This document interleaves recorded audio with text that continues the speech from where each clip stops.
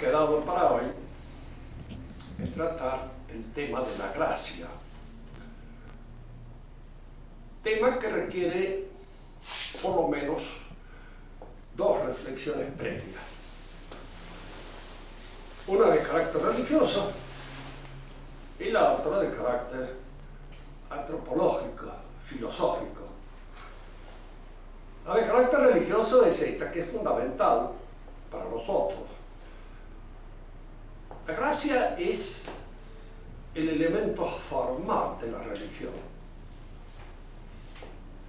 Cuando se habla de religiones en general, y se hace mención a como si fueran religiones, la religión judía, o la religión islámica, o las religiones paganas, se hace un abuso, diríamos así, del carácter analógico de la palabra religión. Diríamos, es un abuso idiomático. No es que estos cultos, o como quieramos llamarle, carezcan absolutamente de todo elemento religioso. Eso no se puede decir. Pero sí se puede decir que formalmente no constituyen religión, en la medida en que no van la gracia santificante. Porque la gracia es la forma de la religión. Por eso no se puede llamar religión a cualquier cosa. Es importante decir esto hoy, en el que se habla de la pluralidad de religiones, aún desde la cátedra de Pedro, se admite la pluralidad de religiones. Para que la religión sea tal, constituya efectivamente un elemento religador del hombre con Dios, religue al hombre con Dios, tiene que venir de Dios. No puede ser una invención del hombre, porque la invención del hombre no establece esa conexión con un Dios que trasciende infinitamente la naturaleza humana. Es como si dijéramos que somos capaces de realizar algo que supera completamente las posibilidades de nuestra naturaleza. Si hay un puente o una relación que nos une a Dios, ese puente y esa relación tiene que venir de Dios hacia nosotros y no ser una invención puramente humana. Es fundamental esto. Aquí la pregunta que puede surgir es la siguiente. Entonces, ¿qué es lo que tienen de religioso esas otras cosas que llamamos religión? En el caso de las religiones paganas, el recuerdo, la nostalgia, los restos de la religión primitiva, de la tradición primitiva, de aquel antiguo testamento que establece Dios con el hombre en el jardín primordial. Recuerden lo que nos dice el Evangelio mismo: esta es la sangre del nuevo y eterno testamento, nuevo y eterno. Y es eterno porque existió siempre entre el hombre y Dios un acto de religamiento que provenía de Dios hacia el hombre. Esto queda indudablemente en las religiones paganas, pero no olvidemos tampoco lo que la tradición enseña. Las religiones paganas fueron alteradas muchas veces en su pureza primitiva por la intervención del demonio, del maligno, que las adultera. Y esto no es una invención pura y exclusivamente eclesiástica, es una realidad. Los autores que consideran y estudian la etnología, aun con todos aquellos elementos de una consideración exclusivamente científica, advierten en las razas más inferiores, más antiguas, más arcaicas, un elemento más puro de esta tradición. Parece que lo han conservado mejor. Pero al mismo tiempo advierten dos cosas, que hay en ellos una religión que es buena, a lo que llaman religiosa, y la magia, que es mala, en lo que aparecen aspectos decisivamente malignos, malvados, como puede ser el canibalismo u otros actos de carácter mágico por el cual el hombre cree incorporar a su sustancia la sustancia de aquello que come. Fíjense que hay acá, aún en el canibalismo, un antecedente de lo que va a ser el sacrificio de Cristo. Porque algo de esto se conoció en la religión primitiva. Y estos conocimientos que tuvo el hombre primitivo desde el comienzo aparecen alterados, aparecen trastrocados, cambiados en su esencia por la intervención de una inteligencia que allí opera desde afuera, pero que opera en la mentalidad de la gente religiosa. Cuando hablamos del judaísmo, en el judaísmo hay religión positiva, porque no solamente está lo que puede haber quedado como tradición de la tradición primitiva, sino esta otra revelación hecha a Abraham, en donde se le promete precisamente el advenimiento de Cristo. Pero esta religión debe ser coronada efectivamente con el advenimiento de Cristo. Y desde el momento en que estos hombres que esperaban el advenimiento de Cristo no lo reconocen, la pregunta a veces es: ¿por qué no lo reconocen? Hoy día se trata de reivindicar mucho el judaísmo, y hay en esta reivindicación algunos aspectos que son rescatables. Nosotros no podemos olvidar nunca que la iglesia fue fundada por judíos, y en general fueron ellos, muchos de ellos, los que recibieron efectivamente a Cristo y lo reconocieron como Cristo. Tú eres el Cristo, el Hijo del Dios vivo, dice Pedro, que era judío. Pero precisamente aquí es donde conviene hacer una pequeña digresión en torno al uso de los términos. Cuando San Pablo escribe en su carta a los israelitas, escribe una carta a los hebreos, no a los judíos, a los hebreos, le escribe su carta. Y en cierto modo, cuando nuestro Señor mismo reconoce a Bartolomé y dice: "E que vere israelita en cui non es solo", este es un verdadero israelita en el que no hay trampa, no hay fraude. Se llama israelita y San Pablo llama hebreo.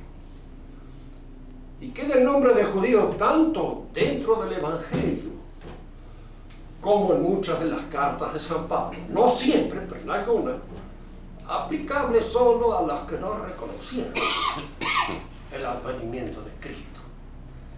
De manera que podemos decir que esta designación de judíos, de alguna manera, les corresponde a aquellos que no aceptan el advenimiento de Cristo. Nosotros hemos formado con estas palabras, a veces un poco absurdamente, una noción de carácter racial. No es porque no existan, las razas existen, y eso lo entiende cualquiera. Pero es indudable que son mucho más contundentes cuando las apariencias configuran una fisonomía muy distinta. Hay judíos que tienen una cara de judío que voltean, pero hay españoles que, como aquel que está allá sentado, tienen una cara española también que no pueden negarla de ninguna manera. A pesar de que no se puede hablar de una raza española. ¿Por qué? Porque es un resultado de una configuración de muchas razas que han dado un pueblo. Y entre los judíos también hay muchas razas, no solamente por el hecho que fueron proselitistas, sino también por las distintas invasiones que han recibido esas tierras en donde ellos se encontraron. Pero siempre aparece una fisonomía que se presta a la caricatura y el que es el que da un aspecto a veces racial, no siempre.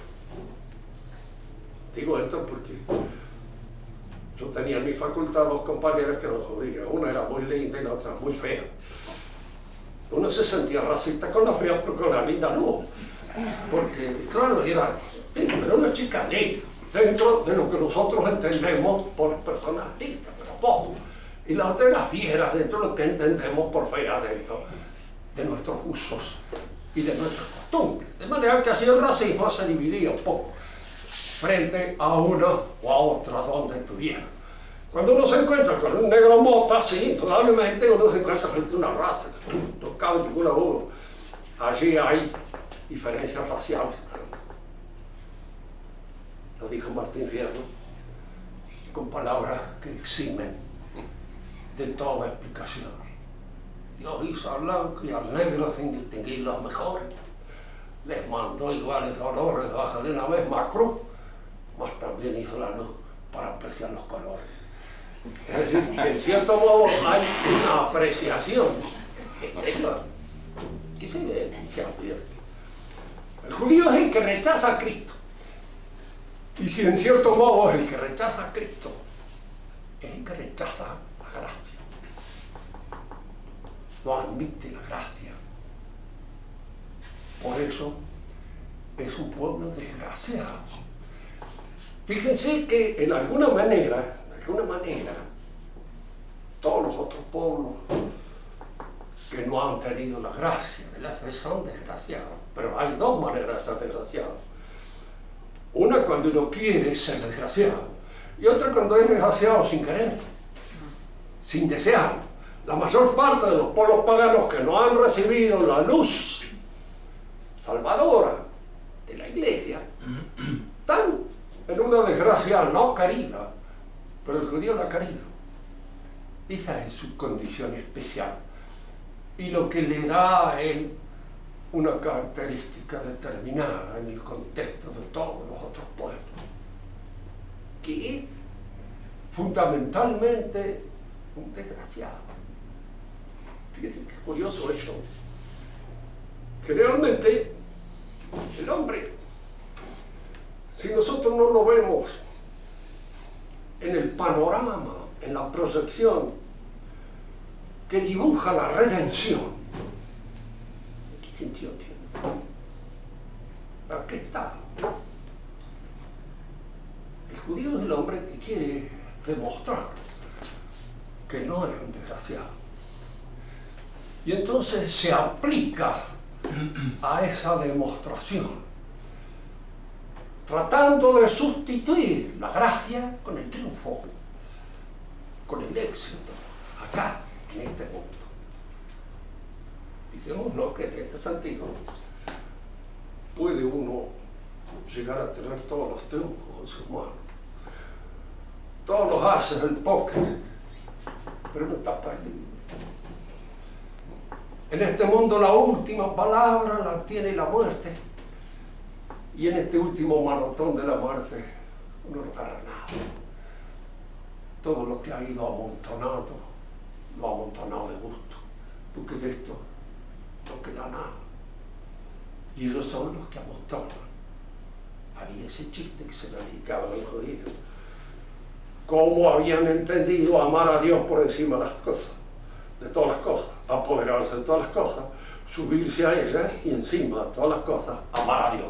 Entonces, había una manera de amar a Dios que era apoderándose precisamente de todas las cosas.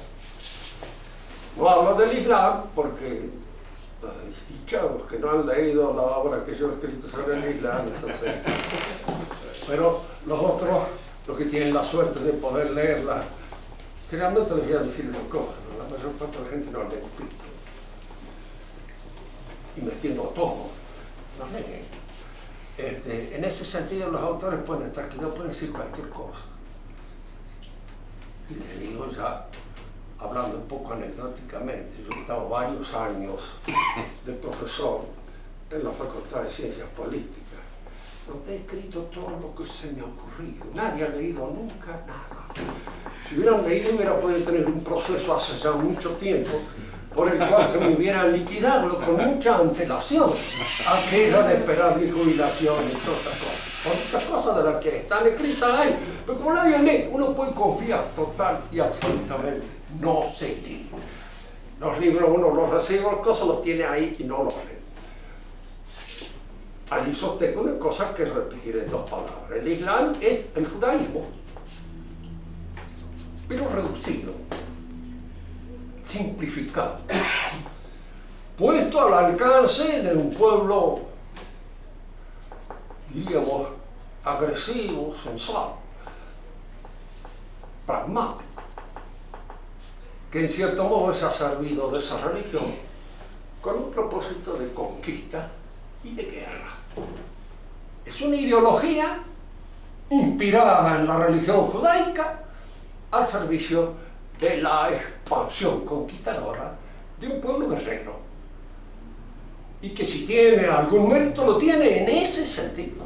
La capacidad guerrera, la capacidad agresiva, el coraje, que indudablemente les permitió alcanzar una marca en su expansión que muy pocos pueblos la han logrado.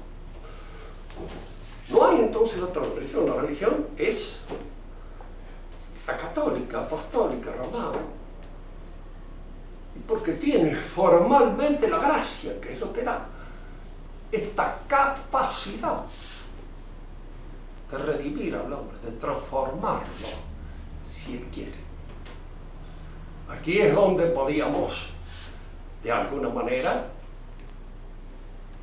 indicar con la frase del cardenal Berulle, que era un oratoriano del siglo XVIII en Francia, pero en la época en que en el siglo XVIII estaba de moda Voltaire, estaba de moda Rousseau y no estaba de moda Berulle, por supuesto.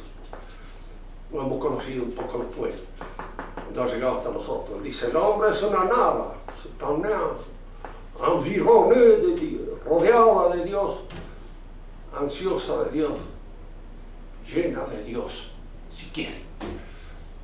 Es decir, si en algún modo él acepta esta donación que Dios le hace en la gracia. Segundo aspecto que había que verlo es aquel en cómo la gracia se estructura en la realidad humana. Aquí conviene siempre tener en cuenta que hace falta una reflexión en torno a la naturaleza del hombre que permita entender qué es la gracia. Si el hombre es un capítulo de la zoología, incluso no hay explicación posible ni siquiera de su historia. Porque uno podría decir, si el hombre es un capítulo de la zoología, como se trata de entender hoy, el hombre es un animal que ha evolucionado. ¿Y en dónde ha crecido su cerebro? Dotándolo de aquella inteligencia fabricadora que le permite construir su hábitat, que le permite en alguna medida, diríamos, subsanar las dificultades, las debilidades de su cuerpo enclenque y débil, porque es un animal que da la impresión, animalmente, de estar un poco agotado, en todo sentido. Da la impresión de que en él el espíritu ha crecido como una enfermedad, en detrimento de su impulsividad, de su capacidad agresiva, de su capacidad de conquistar mediante los medios físicos adecuados su posición en el mundo.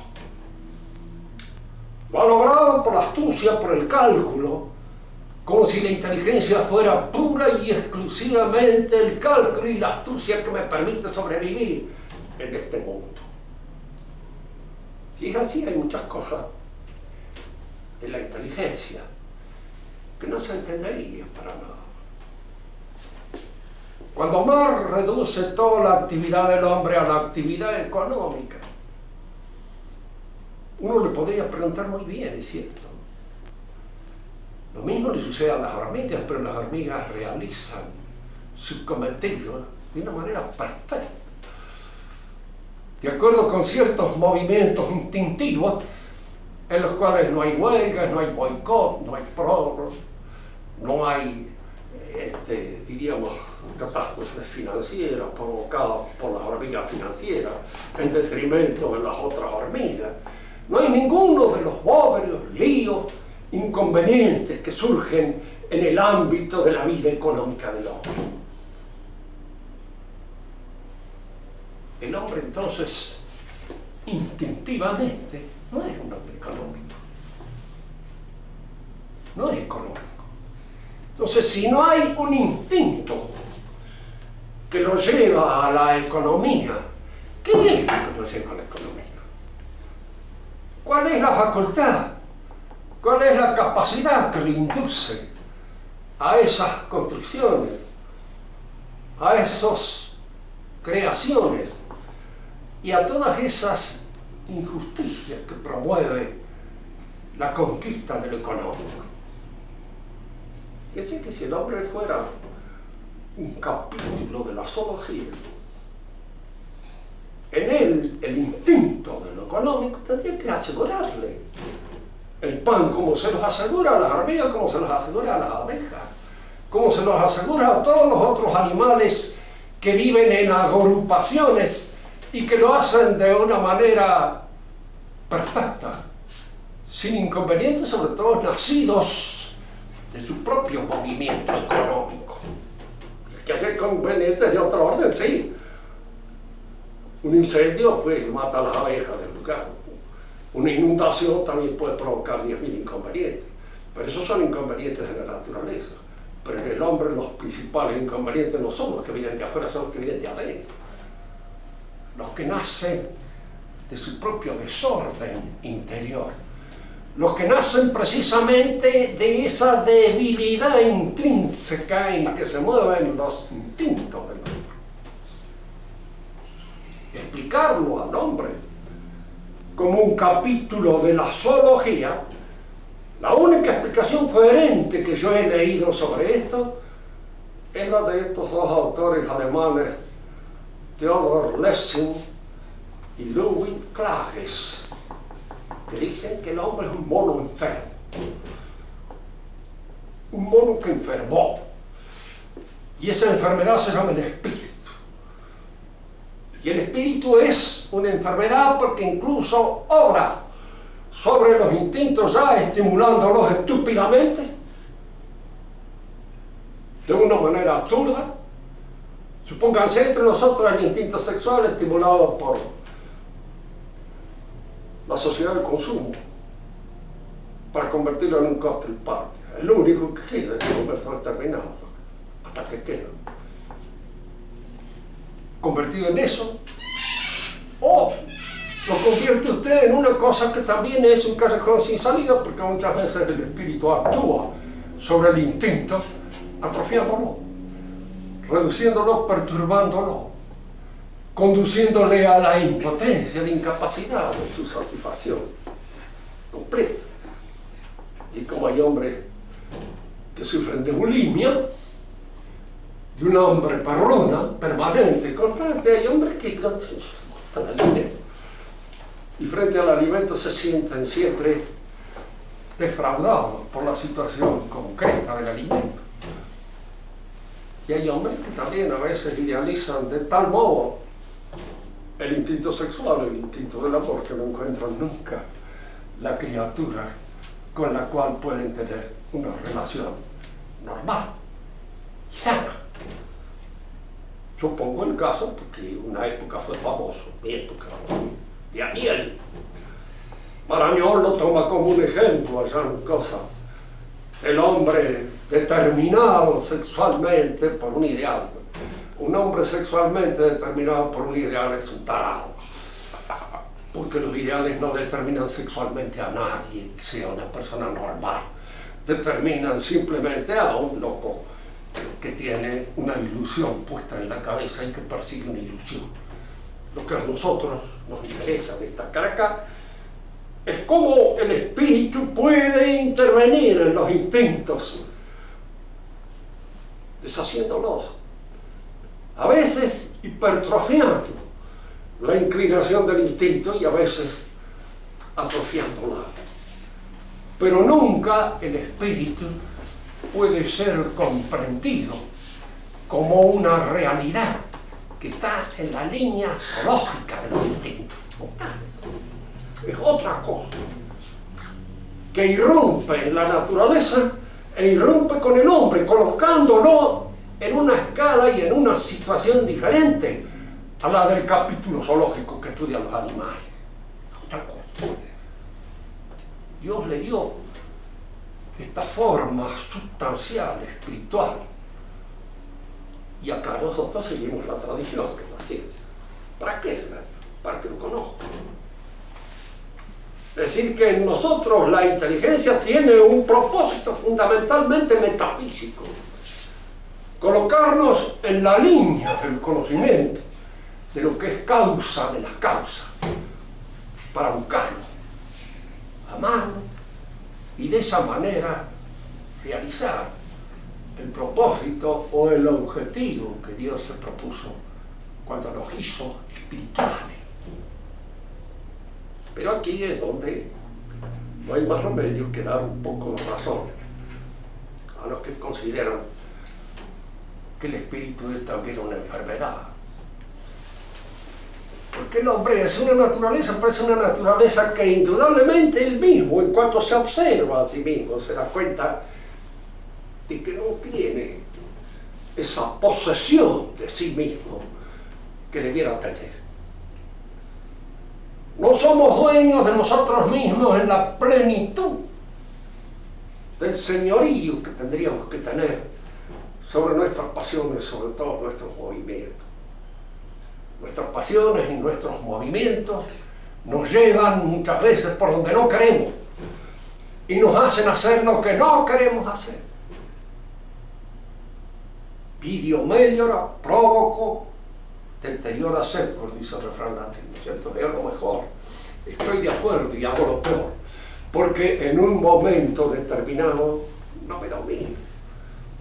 Y entonces todos esos movimientos del ánimo que aparecen allí y que indudablemente están en la línea de las disposiciones naturales o de los instintos naturales, es cierto, pero se oponen a algo que está en nosotros en la línea de otro movimiento, y ese otro movimiento es el que debe regir, el que debe señorear, y cuando no señorea y no rige, se da cuenta de que no señorea y no rige, y de que la vida se le va, se le desborda, se le sale de las manos en alguna manera. Todos tenemos esa experiencia existencial del pecado. Había una vieja criolla en San Juan, donde estuve en alguna oportunidad de pensionista, y yo tenía un poco la costumbre de bañarme, una mala costumbre que no me sentía. Entonces solía decir, dice, porteño sucio, dice, que vienen a bañarse a cada rato. Que sí, que había algo en lo que ella decía que era cierto. ¿Por qué necesitamos tanto bañarnos y lavarnos las manos y estar a cada rato purificándonos? Porque nos sentimos sucios siempre, inevitablemente. Y algunos de ustedes dirán, sí, en realidad nos sentimos porque estamos. Y en alguna medida esto es cierto, pero resulta que esto también se traslada del orden puramente físico-corporal al orden del alma. Sentirse sucio es lo normal en nosotros. Por eso dicen algunos, si yo me muriera de repente y me encontrara dueño de mi alma, yo diría, ¿dónde hay un lugar para limpiarme? Porque indudablemente necesito limpieza.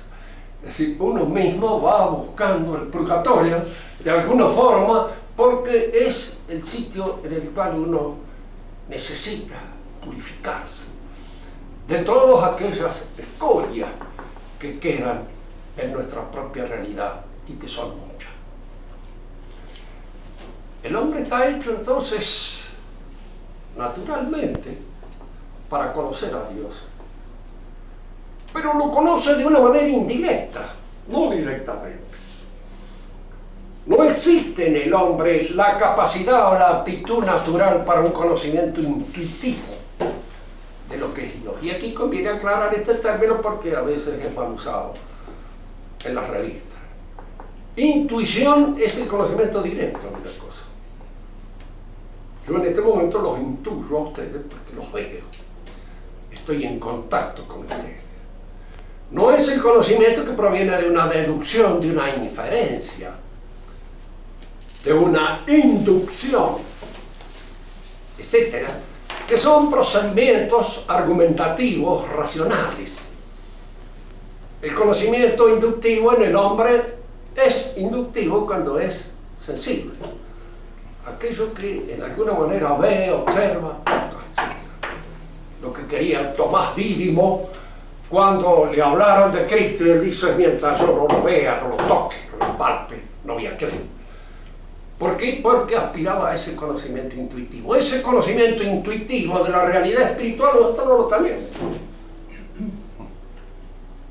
Incluso a veces Dios ha bloqueado, ni de nuestra propia alma la conocemos.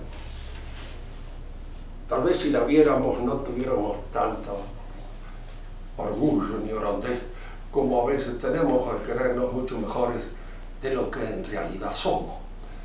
Pero no tenemos una intuición de lo espiritual. Y entonces a lo espiritual, a Dios, lo conocemos, pero indirectamente, por deducción, por razonamiento. Y es este el proceso que nos lleva a ese conocimiento, a lo que se le ha dado llamar metafísica. Pero como ustedes ven, la metafísica es el ejercicio de algunos pocos. Los griegos admitían esto, porque ellos eran aristócratas fundamentalmente en todo lo que especulaban en torno a la realidad. Ellos se daban cuenta de que existía la posibilidad de que el hombre volviera a entrar en contacto con ese principio divino, del cual dependía. No que lo hubiera creado, no tenían esta idea de creación, pero sí del cual dependía. Pero para entrar en contacto con ese principio divino, para poder, diríamos, superar todas aquellas inclinaciones y disposiciones de la realidad psicofísica, era necesaria una ejercitación permanente, constante.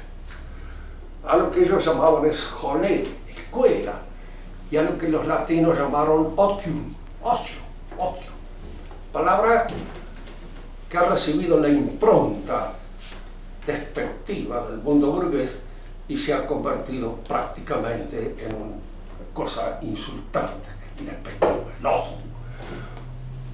Un hombre ocioso es el que no hace nada, el haragán. Para el burgués el ocioso era el monje, por ejemplo, un ocioso. Entonces la principal crítica que llevan contra los monjes es que no hacen nada. No se casan, no cultivan, nada, están cantando todo el día diciendo no, pierden el tiempo en vez de ganar plata. Y lo que hay que hacer es precisamente trabajar. En el mundo burgués es el mundo del trabajo, es el mundo del negocio, es decir, de la negación del ocio, y es la negación de esta actividad que el hombre podía ejercer sobre su alma para alcanzar aquella perfección que lo ponía en contacto con el principio divino a través de ese conocimiento indirecto. Por eso para los griegos no se salvaba cualquiera. Y para poder salvarse, no hablo de salvación porque no existía salvación, para poder liberarse de las ataduras terrenas era necesaria esta ejercitación que era la capacidad de unos pocos. La religión viene y nos trae la gracia que santifica, La gracia es una donación que no corresponde a ninguna inclinación o disposición humana. Dios la otorga porque quiere, para que el hombre, aceptándola, se salve. Fíjese, esto es importante. Porque la pregunta a veces que se hace, que ha dado lugar a muchísimas discusiones, es esta: ¿cómo el hombre, si no tiene ninguna disposición natural para la gracia, puede recibirla, puede advenir la gracia en él? San Pablo no era un filósofo, aunque de hecho hay que reconocer que algo sabía de filosofía y manejaba algunas nociones que pertenecían al elenco nocional de los griegos. Pero él hace una cosa que pone bien sobre la pista del carácter accidental, pero al mismo tiempo del carácter transformador que la gracia tiene. Él la compara a un injerto, como un injerto. Acá el ingeniero agrónomo va a entender perfectamente quién es un injerto divino. Es decir, es algo que se da sobre una naturaleza determinada, una planta, a la cual se le aplica una energía, una fuerza, una disposición de crecimiento que está en otro, pero que la transforma intrínsecamente, a pesar de que solo la afecta en una parte de ella. Y el hombre recibe este injerto divino. ¿Cómo lo recibe? ¿Qué disposiciones naturales toma la gracia como sujeto para operar sobre ellas y a través de ellas operar sobre todo el dinamismo espiritual del hombre? La inteligencia y la voluntad, porque estas son las dos inclinaciones naturales del hombre que lo distinguen del animal. El hombre, capítulo de la zoología, no es inexplicable en la gracia. Aquí habría que entender a la gracia como una locura más que le acontece al hombre en un momento determinado. Y es lo que le pasó a André Froissart, según el libro de él, que yo desde ya se los recomiendo que una vez lean, y no deja de ser interesante, está muy bien escrito. Es un excelente periodista. Dios existe, yo lo he visto, se llama el libro. Está traducido con ese término. Interesante porque es un libro muy bien escrito y escrito por un hombre muy inteligente y que jamás en su vida había pensado que se podía ser cristiano. Se hizo. Le sucedió que Dios lo tomó el saco en una oportunidad, lo sacudió bien fuerte y lo puso frente a una realidad que le descubrió un panorama que no pensaba jamás de que eso pudiera darse. Y eso lo transformó. Vio algo que hasta ese momento no había visto. Y este ver no es algo que afecta a la vista, es un ver que afecta al espíritu. Vio una dimensión de la realidad que hasta aquel momento él no la veía, a pesar de tener muy buena razón, muy buenos ojos y una inteligencia bastante bien equilibrada. Sin ir a estos elementos periodísticos, está en San Pablo.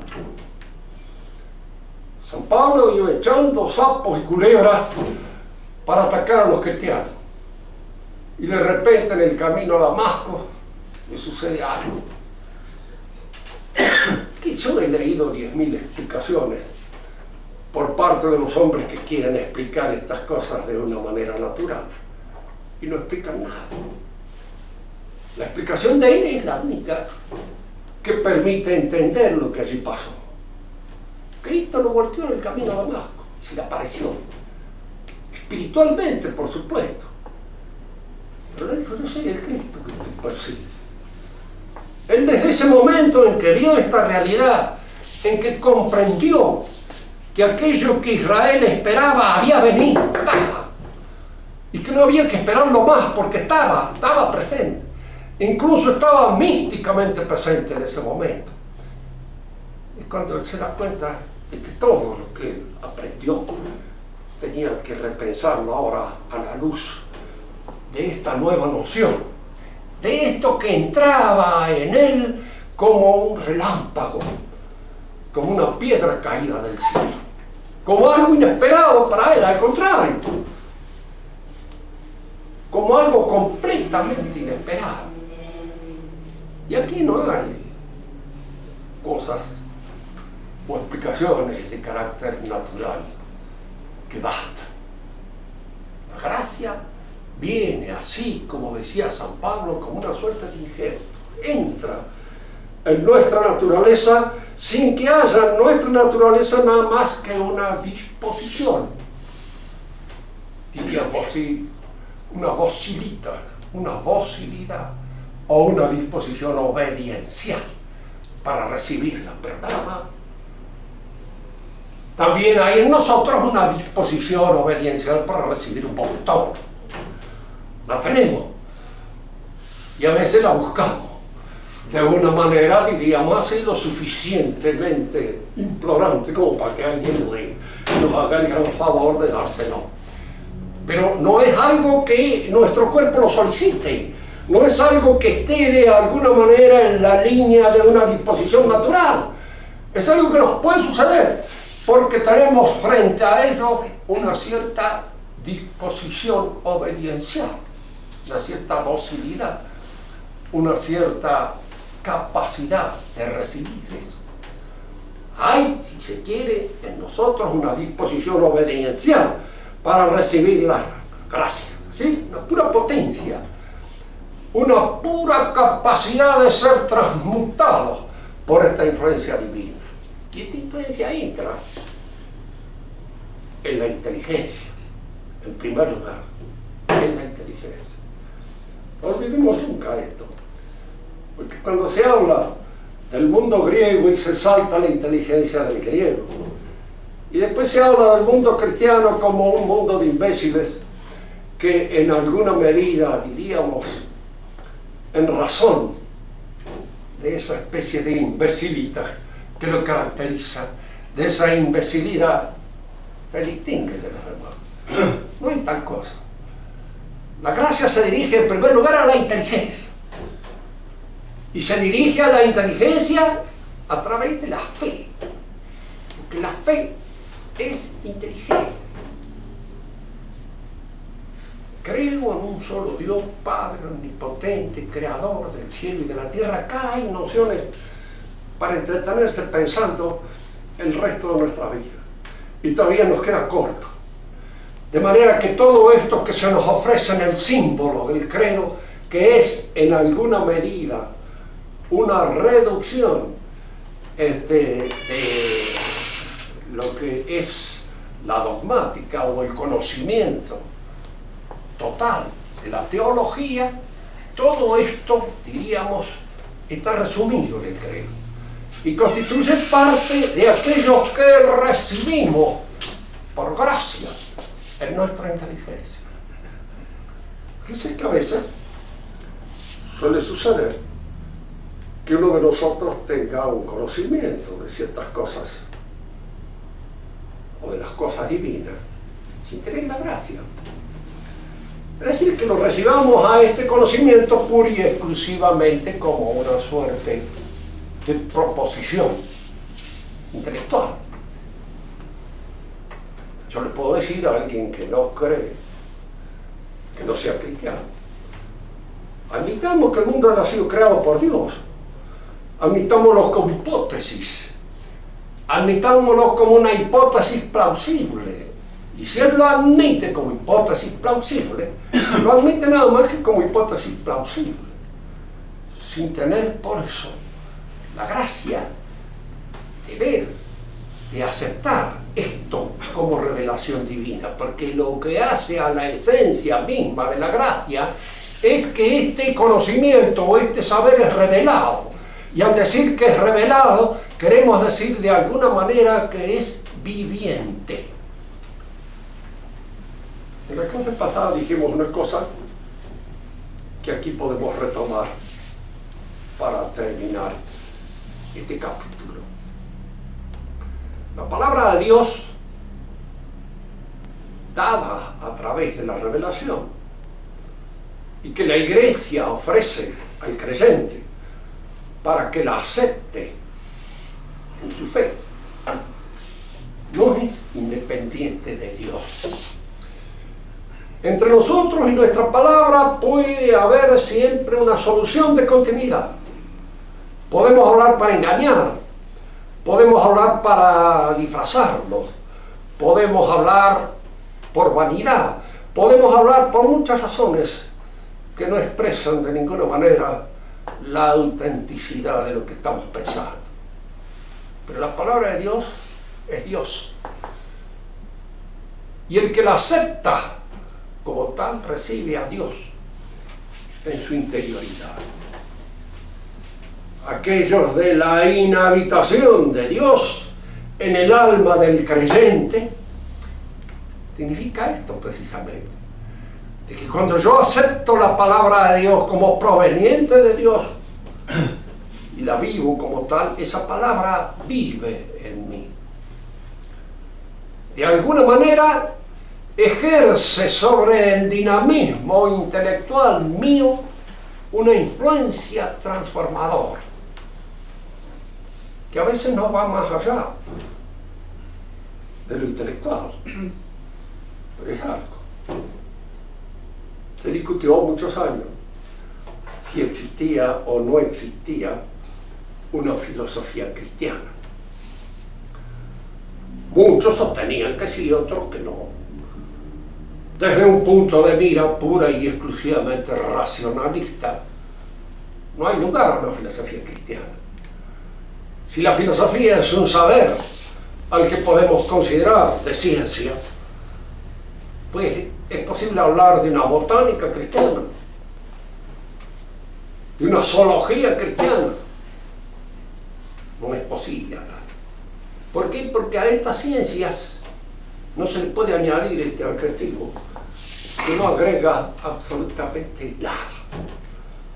El cristianismo era folclore, algo que pertenecía de alguna manera a las ilusiones que son típicas de los pueblos poco evolucionados, y la filosofía era el fruto de la razón razonante y madura.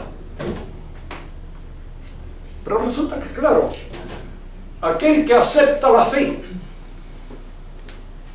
la palabra de Dios, en él vive, actúa, obra.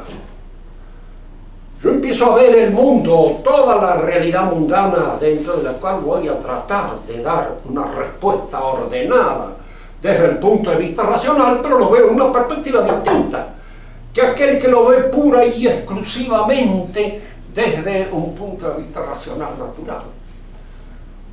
Yo lo veo como una criatura. Para mí es un sacramento.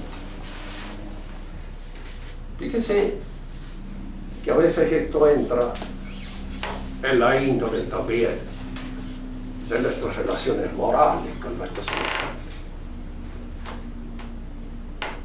Decía una cosa, Lanza de Basto, que no es santo de mi devoción, pero que tiene algunas observaciones bastante interesantes. Cuando uno ve en una mujer y aún lenta, que es una criatura de Dios, uno empieza a verla como es, en la dimensión que le corresponde. Fíjese que es en la dimensión en que no la vemos la mayoría o la mayor parte de los hombres que vivimos asediados por las instancias y por los movimientos propios de este mundo, con todas sus convulsiones. Y la vemos desde un punto de mira puramente carnal. Y no vemos esa otra dimensión, que es una dimensión que está. Porque todo ser humano es criatura. Y yo descubro el valor del ser humano cuando lo convierto y lo veo y lo expreso y lo comprendo en la proyección de su criaturalidad, Y esta noción de criatureidad es una noción que filosóficamente tiene la posibilidad de proyectar una gran luz sobre mi conocimiento del hombre y sobre mi conocimiento de la realidad, y que es luz que me la hace ver la teología. Hay una transformación de la inteligencia, y a veces nada más que de la inteligencia. Los otros instintos no entran a veces en esta transformación, pero la inteligencia empieza, da el primer paso, porque es a través de la inteligencia como yo luego voy un poco transformando toda mi realidad. Fíjense que Dios lo que me pide, y esto es la confesión que muchas veces tenemos que hacer, de esa porquería que sos vos, con todos sus desfallecimientos, con todas sus flaquezas, con todos sus menguados y pobres vicios que ni siquiera son importantes, esa porquería que sos vos, de eso tenés que hacer vos un alter Cristo, otro Cristo, para poder alcanzar aquella plenitud que la resurrección de Cristo te promete. Sí, y dicho. Y uno mismo se dice, yo tengo que hacer de mí, de este esqueleto inmundo, un cuerpo glorioso. ¿Cómo puedo hacer yo para transformar? Esa transformación empieza precisamente por la fe, que es la primera de las virtudes que tiene y que incoa la gracia. En la próxima lección continuaremos hablando de, para indicar de qué modo las otras virtudes teologales se incorporan al organismo de la gracia y van creando ese organismo transformador que opera en nuestro interior, esa transfiguración que Dios espera de nosotros. ¿Ustedes quieren hacer alguna pregunta? Háganla con toda la voz que tienen. Profesor, estoy medio afónico, pero ¿por qué se hace a veces hincapié cuando se habla de la vida en el aspecto voluntario, en el aporte voluntario, en detrimento muchas veces de la parte de la inteligencia? Sí. Y teniendo en cuenta que la vida muchas veces no depende de la voluntad, justamente. Bueno, el espíritu es una realidad en la cual emergen estas dos funciones: la aprensiva o intelectual y la captadora, la que aprende, capta, que es la voluntad. Ahora, en el espíritu, la inteligencia y la voluntad constituyen una unidad única. No son cosas separadas, son cosas distinguibles, pero no separables. Es importante esto que los escolásticos insistieron tanto. Hay muchas cosas que se distinguen una de otra, sin que sean separables. Y en las distinciones mismas hacían una serie de distinciones, que siempre es útil hacerlo, distinciones reales, distinciones de razón. La inteligencia y la voluntad tienen una distinción real, pero constituyen un solo organismo. Supongamos, por ejemplo, pensemos en Dios. Dios es inteligencia y voluntad, que es espíritu puro, lo que está en el fundamento de toda la realidad. En él es que la inteligencia es más que la voluntad. Esa es una pregunta falsa, absurda, mal hecha. ¿Por qué? Porque no se dice que es más y que es menos. Porque la voluntad es el apetito que la inteligencia posee, aquella inclinación que es propia de la inteligencia y que se realiza a la luz de la inteligencia. Por eso viene ese voluntarismo que nace primero entre los teólogos, y han sido los teólogos voluntaristas los que han luego proyectado este voluntarismo al orden de las relaciones humanas. Al teólogo la voluntad de Dios está por encima de todas las cosas. Dios puede querer un círculo cuadrado, o puede querer que algo que es pecado no lo sea. La respuesta siempre frente a esto es Dios. Si es cierto que la voluntad de Dios es omnipotente, es cierto que es una voluntad inteligente y no imbécil. No quiere cosas de idiota. Y no se le ocurren cosas que no sean inteligentes. Porque todo lo que se le ocurre es el resultado de una visión inteligente y de una creación inteligente. No es una voluntad catastrófica que entra destructivamente en todo lo que hace, no. Es una voluntad iluminada por la omnisapiencia, por un saber infinito, por un saber sin merma. Pero ese saber sin merma es el que guía el movimiento de la voluntad y del querer divino. Y en el hombre también es la inteligencia lo que ilumina los pasos y los movimientos de nuestra voluntad. Y así que a veces uno se confunde, porque en la economía humana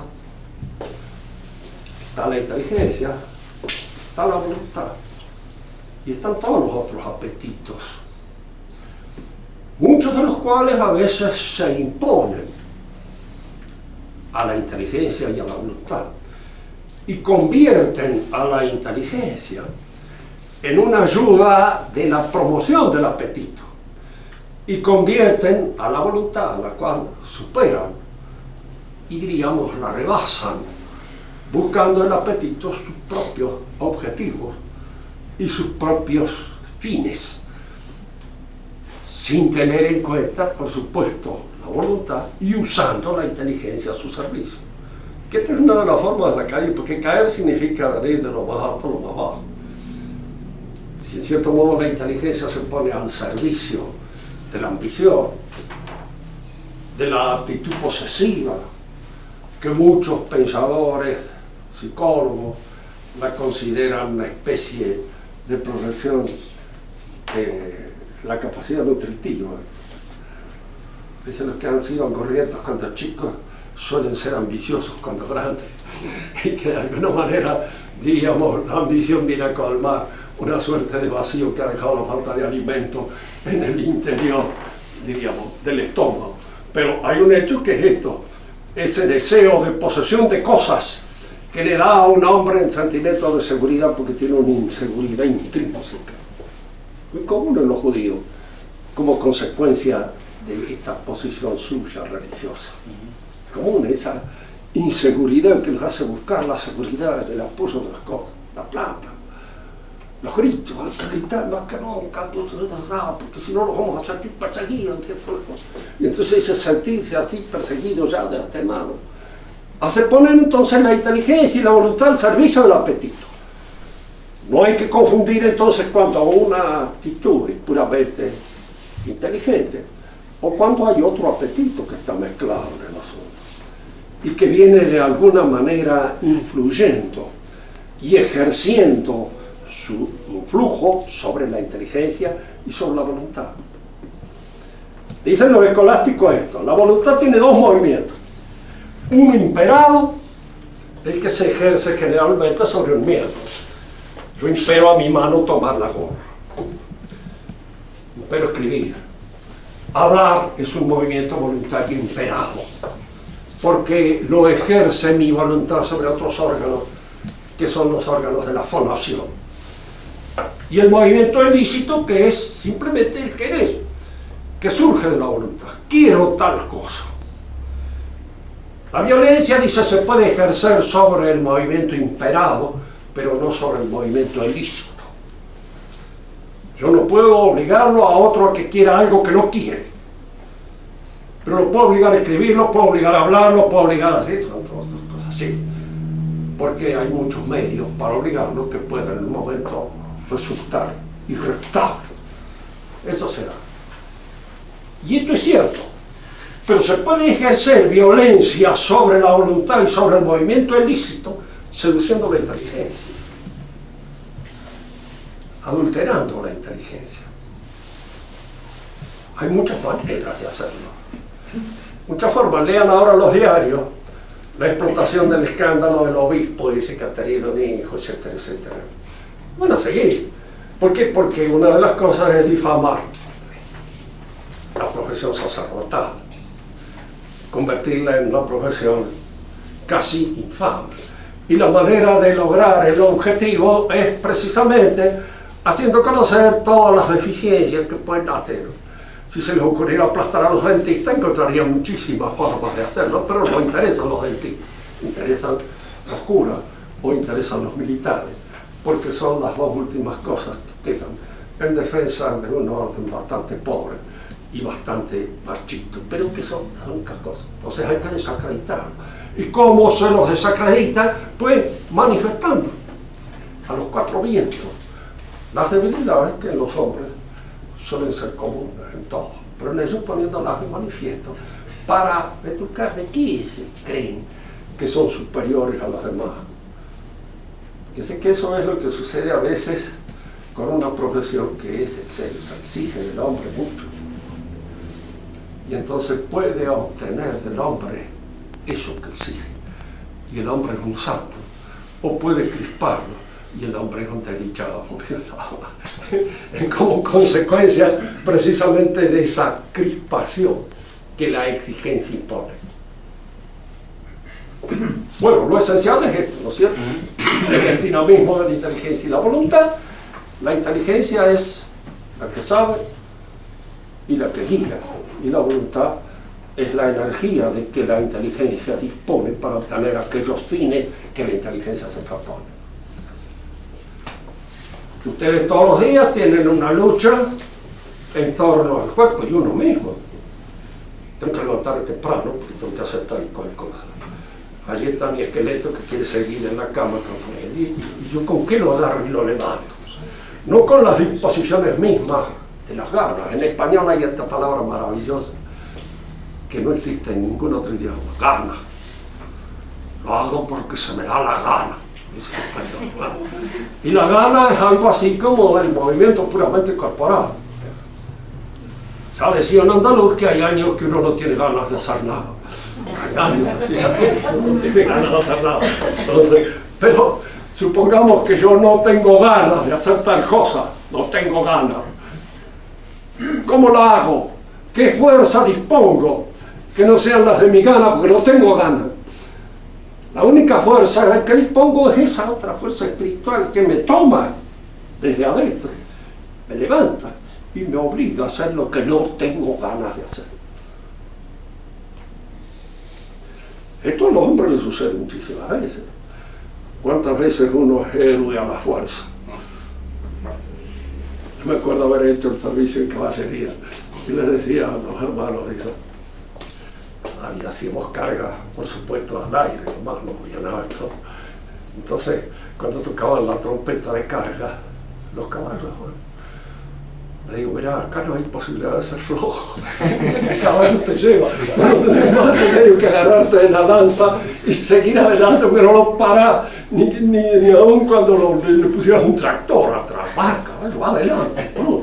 Y vos vas adelante como un negro, así agarrado de la lanza, como un jabón negro. Pero indudablemente allí se trata de otro impulso que no es el de la voluntad. El de la voluntad es cuando es propio, personal, cuando yo lo reconozco como mío y que de alguna manera es mi decisión la que en un momento se impone a mi gana. Y hay que distinguir todas estas cosas. Es bueno en psicología y es bueno también en ética, porque es en la ética donde todas estas cosas aparecen, un poco embrolladas en nuestros movimientos humanos. El hombre es bueno conquistar su voluntad y su inteligencia, pero a veces siempre se usan algunos medios compulsivos. Yo explicaba en cierta oportunidad, digo, la autoridad nace siempre de la inteligencia. Tiene autoridad el que tiene cabeza y que sabe. Esa es la autoridad. La iglesia tiene autoridad para enseñar la fe. Tiene autoridad. Los medios que debe emplear son siempre los medios puros y exclusivamente persuasivos. Desengáñense de esos medios sonsos. Están todos esos curas que saben hablar muy bien sobre el infierno y que meten un jabón entre los que lo escuchan, que dan miedo. Entonces, precisamente esa persuasión, ese temor, es necesario emplearlos. Si ustedes son padres de familia, alguna vez han empleado una buen puntapié en el trasero para hacer estudiar el catecismo. Y en alguna oportunidad es que son medios de persuasión que la sociedad usa con más o menos fuerza. ¿Cuántos de los muchachos que estudian pura y exclusivamente porque les gusta, o estudian porque buscan una posición social, porque hay un ambiente social que los obliga, porque hay un montón de cosas que los obligan? ¿Cuántas de las muchachas que ustedes conocen se portan bien porque tienen la plena convicción de que así deben vivir de conformidad con la virtud, o muchas veces se portan bien porque está toda la familia y el ambiente espiritual que lo ayuda a portarse bien? Y que son elementos colaterales que se ponen al lado y no lo sostienen, que gracias a Dios lo sostienen, porque son los desfallecimos. Desfallecemos un poco así como aquel chico que ha salido de su ambiente, está paseando en otro lugar y dice: está acá, no me conoce nadie. Y tira la tarjeta, ¿no es cierto? Otros están ahí, no lo conocen nadie. Y en los lugares donde lo conocen se cuidan, porque puede haber esto, el otro, lo demás allá. Nunca me olvido y siempre lo cuento también como un elemento gráfico. Una vez estaba en el cine y en mi pueblo había uno o dos maricones conocidos. Y uno de estos se ve que se ha sentado al lado de un chico. Se sentó al lado de un chico, marica. Y por ahí siento que un señor se baja desde plateado, era un tío del chico que lo había visto y había conocido, el tipo que salía a sentar, se baja y lo agarró, sacó a patada dentro del cine. Pero es una compulsión social, elemental, útil y fructífera, en todo sentido, porque esas son cosas que en un momento determinado hay que hacer. Pero los reyes quieren que se los reconozca como si fueran elementos normales dentro de la sociedad. Y nadie se anima a decirles: no señor, ustedes votan, es cierto, y son muchos. Entonces los gobiernos pueden tener interés en mantenerlo en una situación de adhesión, pero tienen un vicio feo y que es proselitista. Eso es los pedos de casa, no es un vicio que se considera solitario, aislado. ¿Alguna otra pregunta?